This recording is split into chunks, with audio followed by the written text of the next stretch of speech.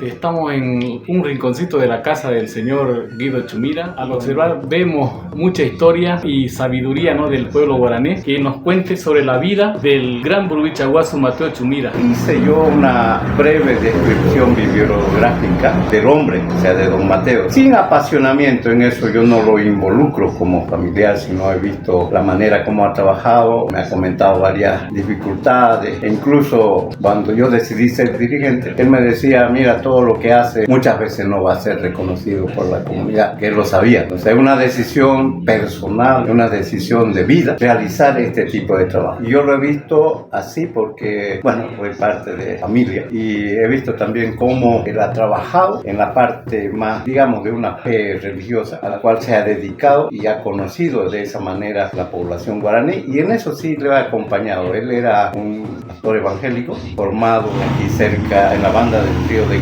Parapetí en Camiri, en el cual seguramente mucha gente lo conoce. Ha sido uno de los primeros profesores bilingües allá por los años 60 en adelante. Eso me ha dado este pie de verlo de otra manera, como persona y como persona prácticamente, de cómo él cuando tenía esa fe y luchaba por eso y lo hacía sin esperar cosas a cambio. ¿Qué nos puede comentar sobre la vida dirigencial ya del Burrubichaguazu Mateo Chumira? Bueno, eso yo lo he vivido en los años recuerdo de un golpe de Estado. Yo siempre lo había visto muy sereno, muy tranquilo en la vida religiosa como pastor evangélico. No se iba a los extremos, siempre he predicado la paz, la confraternidad. Pero yo he visto ese cambio años después cuando yo volví de mis estudios. He visto ese cambio cuando él ya enfrentó la parte de la sociedad, la parte social, cuando vio cómo se utilizaban a los campesinos guaraníes particularmente.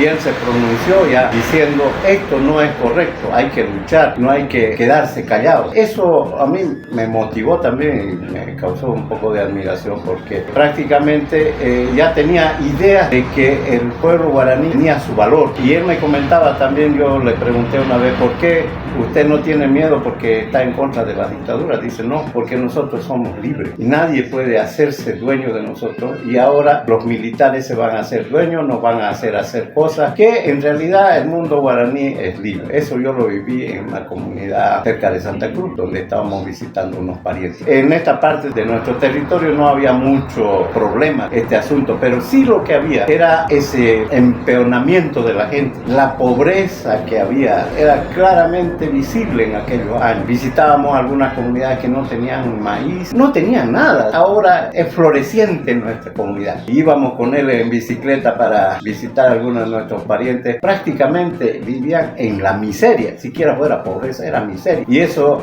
me decía, hay que luchar para que se cambie esta realidad. Si la comunidad se convierte en algo que se puede hacer, una cooperativa, hablaba de su tiempo, entonces es posible que ya tengan para vivir. Es como decían antes, ¿no? Porque antes el gobierno traía víveres o algunas cositas que no era mucho, ¿no? Entonces él decía, hay un dicho, y eso lo saben todos, que hay que enseñarle a pescar al hombre y no darle el pescado. Cuando le da el pescado, eso se acaba rápido, pero cuando aprende a pescar, cuando aprende a hacer cosas, entonces dura mucho tiempo. Entonces eso fue uno de los primeros inicios en el cual prácticamente me alentó a seguir en la vida dirigencial, porque él todavía en aquellos tiempos, cuando nosotros empezamos los sindicatos y otro tipo de organización, él miraba, como él decía, de reojo. En 1992, recordatorio de la masacre de Cuyuqui, la frase célebre, ahora la lucha es con lápices y cuadernos. ¿Qué impacto ocasionó en el pueblo guaraní? Hicimos una traducción de eso, porque lo digo en guaraní. Y ahí hay una filosofía que ahora poco a poco se lo va entendiendo. Porque lo que dijo él fue, ahora ya no va a ser la lucha con flechas. Desde ahora la lucha va a ser con papeles, lápiz, cuadernos y con nuestra inteligencia. Se pensaba que la lucha de los papeles tendría que ser un papel donde uno escribe. Sin embargo, la profundidad del mensaje no fue esa. Ustedes, si recuerdan, siempre los jugadores dicen, vamos a hacer un buen papel. O ¿qué papel juega usted en su comunidad? Ese había sido el mensaje por detrás de lo que se dice la lucha de papel. Por ejemplo, ustedes jóvenes que que están haciendo, están jugando un papel importantísimo en la vida, en la transformación de la vida del pueblo guaraní. ¿Qué papel tienen que jugar? ¿Son a favor? ¿Son traidores? ¿Son mocoirobas? ¿Qué papel es ese que ustedes juegan? ¿No? Y tiene que ser con inteligencia, pero también escribiendo.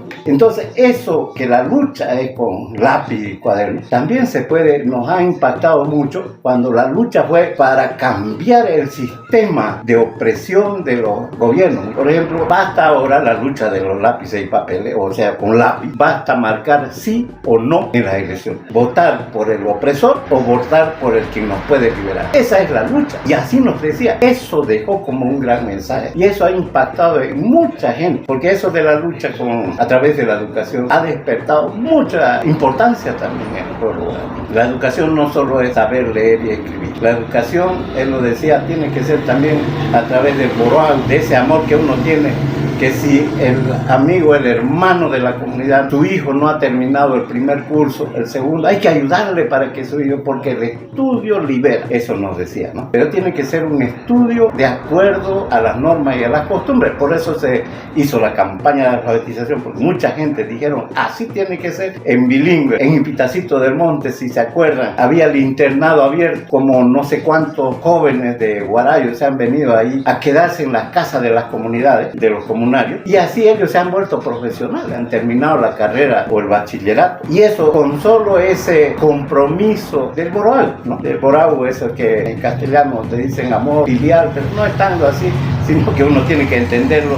El guaraní lo entiende muy bien que es ese boroal. De esa manera, él decía, esto culturalmente tenemos que hacerlo entre nosotros también para que nuestra comunidad tenga en la tierra ese vivir bien, ¿no? La tierra sin mal. Que todos dicen que tendríamos que vivir tranquilos, prosperar, tendríamos que ser iyambá. O sea, vivir para ser culturalmente como Dios nos hizo en esta tierra. Más o menos esa era la filosofía de este compromiso. Y la lucha tiene que ser con lápiz y papel. La lucha tiene que continuar con el aracuá, con nuestra inteligencia, y esto yo lo veo ahora como un aprendizaje desde lejos, porque por ejemplo los que están en la universidad estudiando derecho van a ejercer un papel importante. ¿Qué es lo que quieren? Rescatar el derecho comunitario, el ejercicio de la justicia comunitaria, o van a ejercer el ejercicio de un derecho de las leyes que son impuestas y que vienen de la época de los romanos y de está en Italia y etcétera, etcétera. Entonces, esa inteligencia se tiene que utilizar para decir cómo hacemos nuestras propias leyes, nuestras propias formas de ser iyambá. Toda la gente dice, iyambá. El padre decía, no, nadie es iyambá. Porque el iyambá es no tener un patrón, no tener un contrato a quien servir, que nuestras hijas no sean sirvientas, que no sean empleadas, y que nosotros mismos hagamos nuestra propia estructura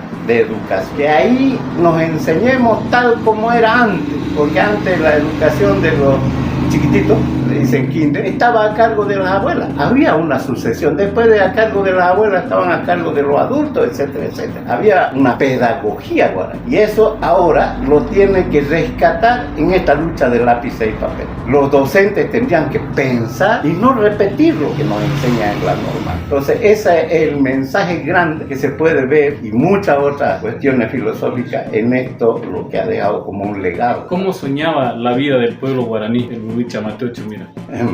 Eso yo lo escuchaba siempre cuando se reunían los mayores. Estaba ahí el abuelo Calleja, Marcelino también, y otras personas en Itacito. Ellos contaban cómo era aquel paraíso que se soñaba. Por ejemplo, don Marcelino nos decía, ahí en esa tierra sin mal no hay cosas malas. La tierra es buena, se puede sembrar de lo que sea.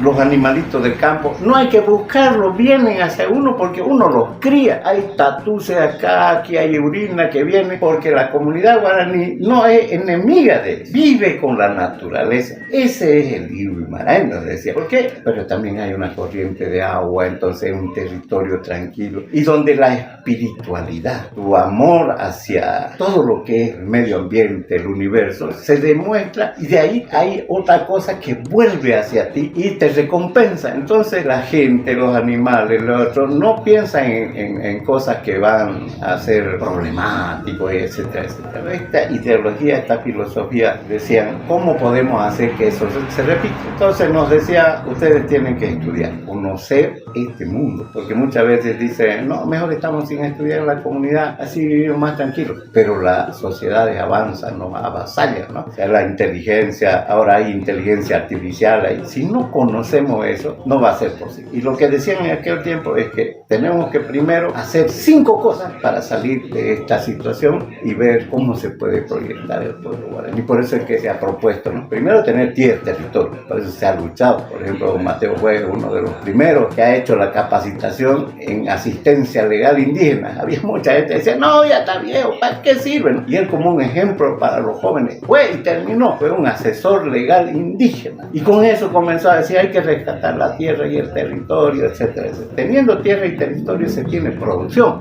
tiene para comer. Y la producción te hace estar bien, tranquilo, ¿no? Te hace también construir una casa mejor, tener una buena infraestructura, que no haya enfermedades, eso es salud, ¿no? Y después todo eso hace la educación. Por eso es que la idea en el pueblo guaraní de vivir mejor es tener producción, tener infraestructura, tener salud, tener educación y sobre todo tener la tierra y el territorio. Los antiguos, entre ellos don Mateo, con ese sueño se fueron, pero que nosotros, desde los jóvenes, pueden seguir viendo, pero viendo a profundidad, porque es para el bien común, no es para solamente una familia, es para todos.